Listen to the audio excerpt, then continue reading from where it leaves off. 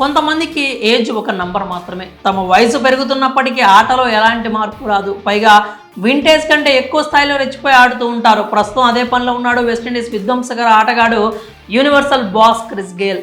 క్రికెట్కు వీడ్కోలు పలికిన తర్వాత లీగ్ మ్యాచ్ల్లో మరింత రెచ్చిపోయి ఆడుతూ తనలో సత్తా ఇంకా తగ్గలేదని నిరూపిస్తూ వస్తున్నాడు. తాజాగా జరుగుతున్న ఇండియన్ వెటరన్ ప్రీమియర్ లీగ్ 2024 సీజన్లో తెలంగాణ టైగర్స్ టీంకు కెప్టెన్గా వ్యవహరిస్తున్నాడు ఈ సిక్సర్ల కింగ్ క్రిస్ గేల్.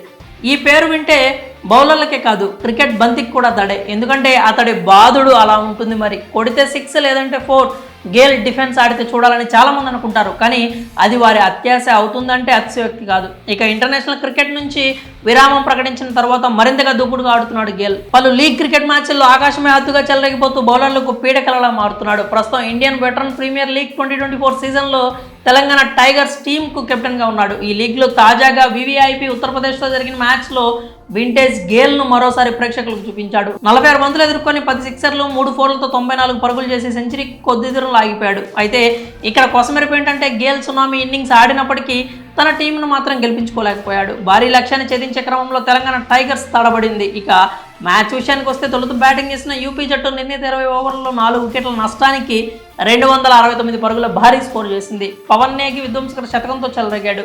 అతడు కేవలం 56 బంతుల్లోనే 16 ఫోర్లు 8 సిక్సర్లతో 139 పరుగులు చేసి అబ్బురపరిచాడు. అతడికి తోడు అన్షుల్ కపూర్ 71 పరుగులు, చివరిలో రైనా 13 బంతులు 5 ఫోర్లతో 27 పరుగుల మెరుపు ఇన్నింగ్స్ ఆడాడు. అనంతరం భారీ లక్ష్యంతో బరిలోకి తిరిగిన తెలంగాణ టీం నిర్ణీత 20 ఓవర్లో 222 పరుగులు మాత్రమే చేయగలిగింది.